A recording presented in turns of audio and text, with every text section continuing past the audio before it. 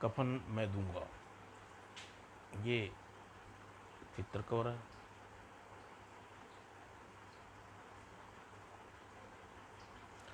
दोस्तों, कफन मैं दूंगा। आसमान भी रो पड़ा था उस बुढ़िया के रुदन देखकर। हाय मेरे बच्चे, मुझे अकेला छोड़कर कहाँ चला गया तू। हाय चचा बेचारी का एक ही बेटा था, उसे भी भगवान ने छीन लिया।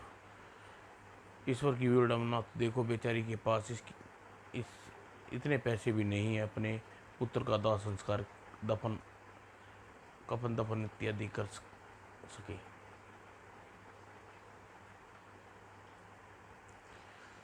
और कफन का प्रबंध तो खैर सब मिलकर कर देंगे। तभी आकाश में बड़ी तेजी से बिजली चमकी, कड़र। और ठीक बिजली गर्जना जैसे एक भयानक खंड हीरो में। नहीं नहीं, उसे दफन का कोई प्रबंध नहीं करेगा। मैं स्वयं डालूंगा उसकी लाश पर कफन, क्योंकि वह मेरा शिकार है। अगले ही पल मुट्ठी में बंद भभूत हवा में उछाल में ठहर उठी। अब गिरेगा मेरे शिकार की लाश का कफन। और बारिश हल्की होने के साथ साथ नौजवान की लाश को इर्द गिर्द भीड़ इकट्ठी होने लगी।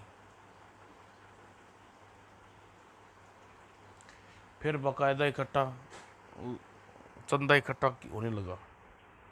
भाई लाओ भाई, कुछ मदद करो ताकि इस लाश के कफन मिल सके और अंतिम संस्कार हो सके। हाँ हाँ भाई, मदद करो। हाँ हाँ, हाय मेरे लाल।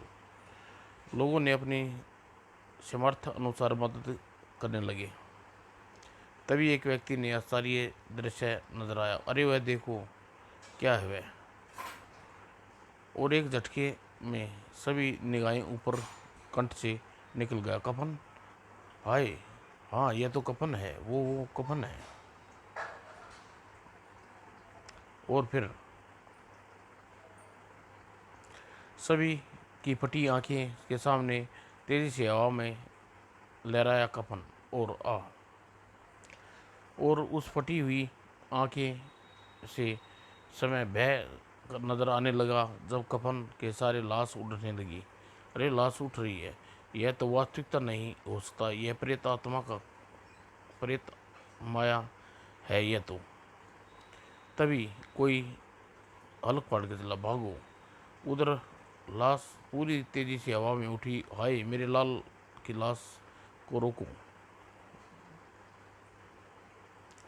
और लाश वहाँ खड़े लोगों के देखते ही देखते लाश हवा में उड़कर उनकी आंखों से ओझल हो गई। और हर एक व्यक्ति के मस्तिष्क में बस एक ही सवाल हथौड़े की बाती बज रहा था, लाश उड़ कैसे गई और कहाँ चली गई।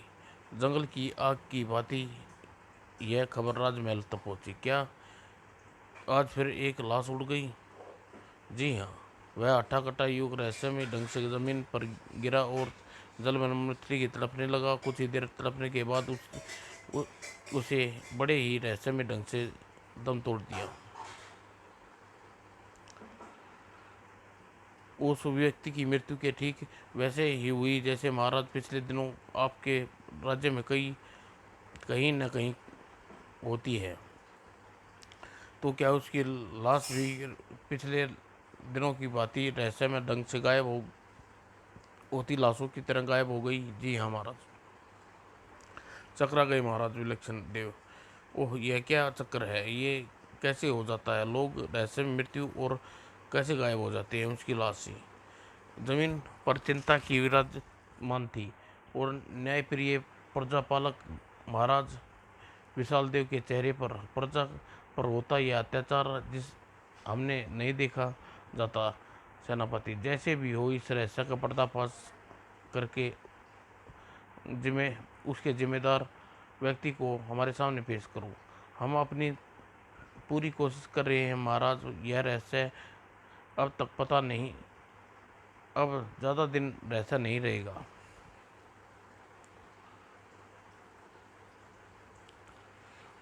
और उड़ने वाली लाश क्या रहस्य है?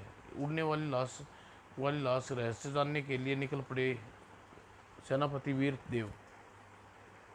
और नहीं जानते थे जल्द ही वह भी लाश में बदलने जा रहा है। मेरा रहस्य जानने के लिए निकला है सेनापति वीरदेव, लेकिन वह मुझे तक नहीं पहुंच पाएगा। इससे पहले ही उसे लाश में बदल दूंगा। फिर उसके पास रखे मिट्टी के एक पुतले को उठाया, और ये सेनापति वीरदेव की मिट्टी का पुतला, और ये इसका हाथ, और मिट्टी के पुतले का हाथ टूटा। उधर सेनापति का हाथ टूटकर शरीर से दूर जा गिरा। आह! और फिर सेनापति वीरभद्र की दर्द भरी चीखें वातावरण में गूंजती चली गया, क्योंकि उसके शरीर के अंग अंग टूट कर गिरने लगे। और फिर उसकी अंतिम चीख, आह! फटाक! और इस दृश्य को देखकर वहां मौजूद प्रत्येक आंखें आतंक नजर आ रहा था। उफ, ये क्या हुआ? वो सेनापति इतना भीषण हत्या प्रसन्न बहुत थे, मगर उत्तर किसी के पास न था। लेकिन सामने का दृश्य देखकर गांव के गवाले हिरण की आंखों फटी फटी रह गई थी। हे ईश्वर, यह क्या हुआ? ये मनुष्य है या शैतान? उप मनुष्य के मांस को किसी शैतान की भांति खा रहा है यह। उफ, अब यह रक्त पी रहा है। विशालगढ़ वाले कभी नहीं जान पाएंगे कि अपनी तंत्र विद्या के बल पर मैं राज्य के लोगों को मौत देता हूँ, और फिर उनकी लाशों को भवानी तंत्र के बल पर उठाकर यहाँ ले आता हूँ और उनका मांस खाकर अपनी भूख मिटाता हूँ। जिस दिन मैंने 1000 मनुष्यों का मांस खा लिया, उस दिन मैं शैतान देव की समस्त शक्तियाँ मुझे देंगे, और फिर मैं बन जाऊँगा महाशैतान। हा हा हा! और तेरे इस दुष्ट सपन का कभी पूरा नहीं होने दूंगा। निशाचर कौन? हिरणा नाम है मेरा, और मैं साधारण गवाला, लेकिन तेरे जैसे पापी की मृत्यु का दूसरा रूप हूँ वो। और अगले ही पल एक राज्य भगत का वार कमीने इसे सह नहीं सकता। आह! तू! धड़ाक धड़ाक! और जल्दी ही तांत्रिक वाचुक सबला, बस कीड़े, अब मेरी बारी है। अब बारी ही मौत बनेगा तू, अब तेरी मौत बनूंगा मैं। नहीं, और किसी घायल भैंसे की तरह ढकारा उठा, और हिरण की पुकार उसकी मदद के लिए भागे आए उनके साथी। पल भर में ही बहुत सी गायें हिरण हिरणनायन की बागची के दीवार बनकर खड़ी हो गई। लेकिन बालूची आज जैसे दीवार को गिरा देना पर उतारू था। हिरणायक और मेरे बीच जो आएगा वह उसका यही हाल होगा। और फिर सामने खड़ी पशु इस दीवार को जुट गया। तांत्रिक बुआचू, मारेंगे मारेंगे तुम सब भी अपनी। जबकि हिरणायक अपनी मौत से जान बचाने की सोच रहा था। इस समय मैं अपने प्राण नहीं बचाए तो लोगों के सामने तांत्रिक का पर्दाफाश नहीं हो सकता। इसका रहस्य लोगों को बताने के लिए मुझे यहाँ से भागना होगा। और यह सोच हिरणा घायल हिरणायक एक बिद के हुए बछड़े के चिपट गया, और बछड़ा उसे लेकर भाग खड़ा हुआ और सिर दी। ये तो हिरणायक है, इसने किया इसका हल। ये हिरणायक है, किसने किया इसका ये हाल? अरे आओ, हिरणायक से पूछते हैं। और ग्रामीणों को बताया। उसे सुनकर उसकी आंखें आश्चर्य से फैल गई। यह कैसे हो सकता है? असंभव हो सकता है। मेरा विश्वास करो भाइयों, मैं झूठ नहीं बोल रहा। आतंकन को आरसी क्या खुद चल कर देख लेते हैं। और ठीक है। और फिर हिरणायक हथियारों से लैस होकर चल पड़े। सभी ग्रामीण उधर जंगल में सैकड़ों ग्रामीण मेरी तरफ बढ़ रहे हैं। लगता है मेरा वर्षों का सपना आज पूरा हो जाएगा। आज 1000 मानव का भक्षण करके मैं महाशैतान की शक्तियाँ का स्वामी बन जाऊंगा। और ग्रामीणों के बाबूजी की और ग्रामीण और बाबूची आमना सामना हुआ। यही है वह तांत्रिक, मारो इसे, हाँ मारो मारो। मुझे मारना आए हो तुम, शायद तुम यह नहीं जानते कि मुझे मौत नहीं, नया जीवन देने आए हो तुम। और यह नया जीवन मैं तुम सबकी मौत से शुरू होगा, कहने के साथ ही और सक्रिय हो उठा तांत्रिक बाबूजी। ये किरणें तुम सब के लिए मौत का बन जाएगी। आ आ। तुरंत ही चीख का बाजार गर्म हो गया और खून के फवारे छूटने लगे, बचाक बचाक। आ आ। लेकिन जो ही बाबूजी के शिकार की संख्या बढ़ती जा रही थी तो उसके शरीर में अचानक परिवर्तन आ रहा था। आह, मुझ में नई शक्तियाँ संचार हो रही हैं। और फिर मृत ग्रामीणों का भक्षण करने लगा। धीरे धीरे मेरे शरीर में महाशैतानी शक्तियाँ ऊर्जा मिलती जा रही है। और फिर जैसे ही उसने अंतिम शिकार का भक्षण किया,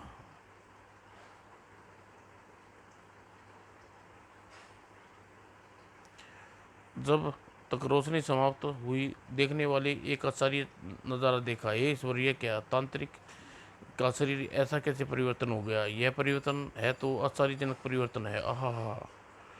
और अच्छा खासा तांत्रिक बाबूची अब बन चुका था महाशैतान बाबूची। हा हा हा। शैतान, महाशैतान शक्तियाँ आ गई हैं मुझ में। अब मैं किसी को नहीं छोड़ूंगा, पूरे राज्य को बना दूंगा लाशों का राज्य। हा हा हा।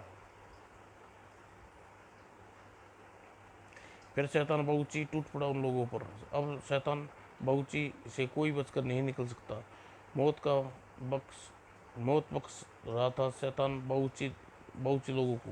हा हा हा, खा जाऊंगा। हा हा हा हा हा। और सभी ग्रामीण समाप्त कर कर राजधानी की ओर बढ़ा शैतान बाबूची। अब मेरा कहर टूटेगा राजधानी पर। राजधानी में भागो, शैतान आ रहा है, भागो। फिर शैतान बाबूची ने वहां तबाही मचा दी। हा हा। जिधर उसका रुख हो जाता उधर बिछ जाती लाशें। तांत्रिक की सभी सीमाओं को पार करके भयानक अट्टासा लगाता हुआ शैतान बाबूची। हा हा हा। और जब राजा विशाल देव को तक यह खबर पहुंची तो उसने अपने सिंहासन से उछल पड़ा। क्या कह रहे हो तुम? मैं सच कह रहा हूँ महाराज। लोगों को कथन अनुसार उड़ने वाला लाशों के पीछे एक महाशैतान बाबूची का हाथ है। और वह सब इसलिए कर रहा है कि क्योंकि उसे महापिता शक्तियाँ पाकर स्वयं को महाशैतान बन जाना चाहता है। अब उसका उद्देश्य पूरा हो गया है महाराज, इसलिए वह भयंकर तबाही मचा रहा है राजधानी में। ओह, इसका मतलब उस तबाही को रोकने के लिए तुरंत ही कुछ करना होगा। उपसेनापति, तुम तुरंत ही एक भारी सेना लेकर जाओ और उसे किसी तरह रोकने का प्रयास करो, तब तक हम कुछ होते हैं। जैसे क्या महाराज। और कुछ देर बाद, अब तू नहीं बच सकता दुष्ट, आत्मसमर्पण कर दे। आत्मसमर्पण नहीं, तुम सब तुम सब करोगे, और वो भी मृत्यु के सामने। और अलग पाड़ कर चीख उठा सेनापति। आक्रमण! तुरंत ही हवा में लहराए सैकड़ों अस्त्र शैतान बाबूची के टकरा गए। लेकिन लेकिन कुछ बिगड़ने बिगड़ने वाला महाशक्ति महाशैतान बाबूची का। हा हा। तुम पर अपना वार करके चले अपना वार कर चुकी है, अब मेरी बारी। जाओ सीधे नरक लोक में। और शैतान बाबूची ने हल्की सी फूंक मारी, लेकिन जो सैनिक बचे उसे बुरी तरह बुरा हाल हुआ। तभी अचानक भूकंप सा सवर गुर्जा बाबूची का। सुनो महाशैतान की चेतावनी सुनो। कल तक पृथ्वी का हर राज्य मेरी अधीनता स्वीकार कर ले, या फिर एक भयानक विनाश के लिए तैयार रहे। शैतान बाबूची इस चेतावनी से चारों तरफ सनसनी फैल गई। और उधर महाशैतान के मुक्ति पाने के हल ढूंढने के लिए जंगल में बड़े जा रहे थे महाराज विशाल देव। महाशैतान बाबूची से बचने का उपाय गुरुदेव ही बता सकते हैं। और काफ़ी देर घोड़ा दौड़ाने के बाद वह जा पहुंचा गुरुदेव के पास। फिर गुरुदेव के सामने, रक्षा कीजिए गुरुदेव, रक्षा कीजिए। उठो राजन, हमें बताओ क्या संकट आ पड़ा है तुम पर।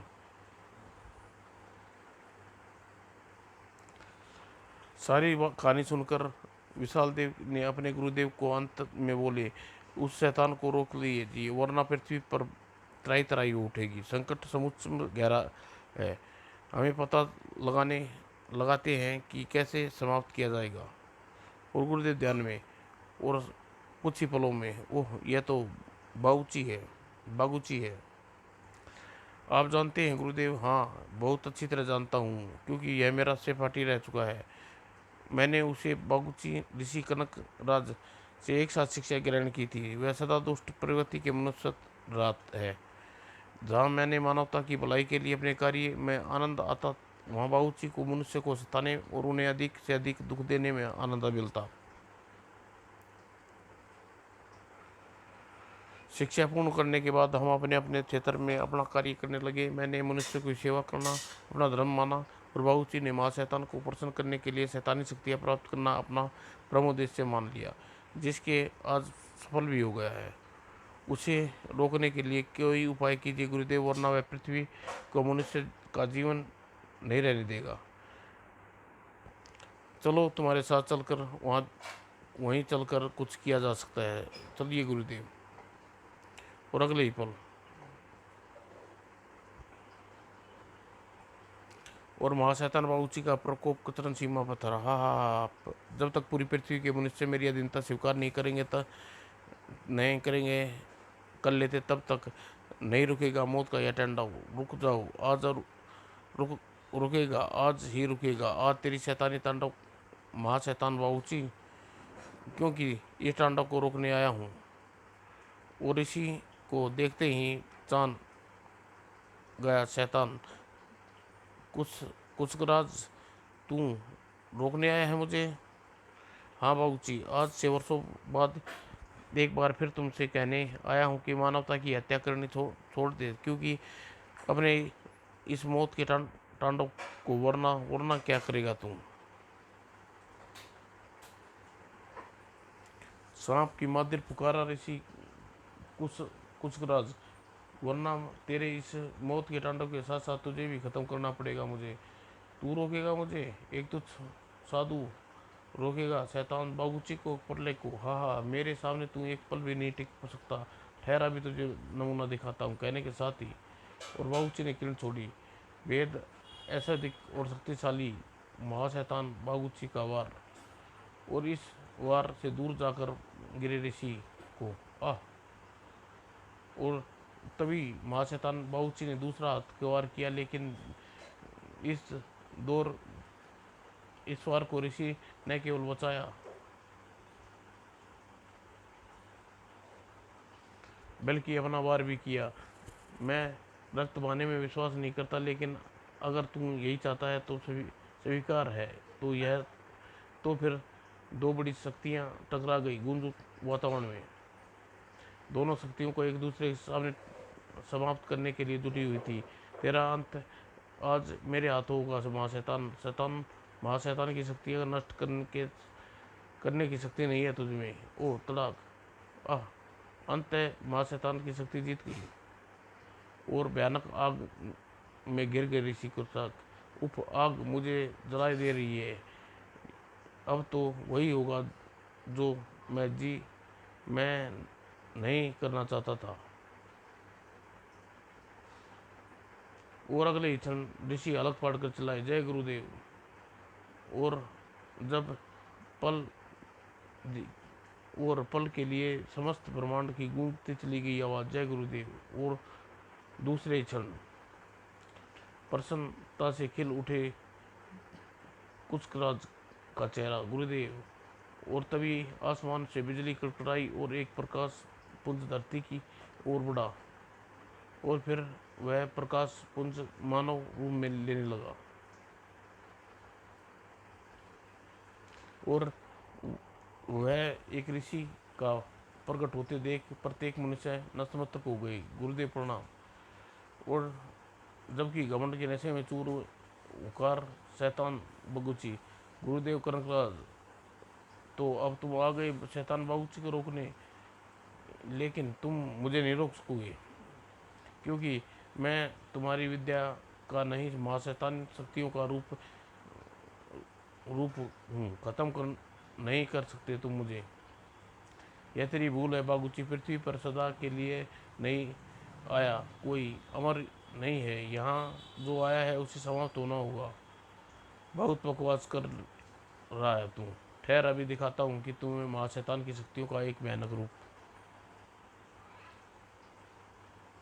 लेकिन ऋषि कनकराज के शरीर से टकराकर नष्ट हो गई महाशक्ति, शैतानी की महाशक्ति।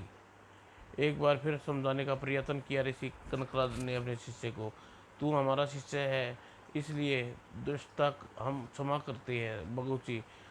अभी भी वक्त है, अपनी भूल को सुधार ले। माँ शैतान शक्तियों की आगे घबरा रहा है न तू, इसलिए ऐसी बात कर रहा है, इसलिए अब मैं तेरा काम तमाम कर के ही दम लूँगा। इतना कहकर एक बार फिर अपने गुरु प्रवार किया बागुची ने। हाँ हाँ हाँ। और इसके साथ ही कनक राज के संयम की बाधा टूट गई। माँ शैतान बागुची, अब तू नहीं बचेगा। माँ शैतान शक्तियों के साथ साथ तू हमें भी जला कर राख कर देंगे। और क्रोध से जल उठी कनकराज की आंखें, और अगले ही पल उसकी आंखों में बिजली लपलपाकर आगे बढ़ी और जा टकराई वहाँ शैतान बागुची से। और इसी के साथ पूर, पूरा वातावरण गूंज उठा वहाँ शैतान बागुची के दर्दनाक चीखों से। आ और पल भर में ही वह कंकाल में बदल गया। और फिर कंकाल भी सलामत नहीं रह सका उसका। एक विस्फोट के साथ उसकी हड्डियाँ हवा में बिखर गई। और खात्मा होते ही माँ शैतान बागुची का ठीक उसी प्रकार हर तरह का अंत होता है। हर उस प्राणी का जो निकलता है मानवता को अपने कदमों तले रोंदने के लिए। धन्यवाद गुरुदेव। इस प्रकार एक शैतान का खात्मा हुआ जिसने पूरे मन वातावरण में अपने कदमों तले रोंदने का सपन देखा था। समाप्त दोस्तों।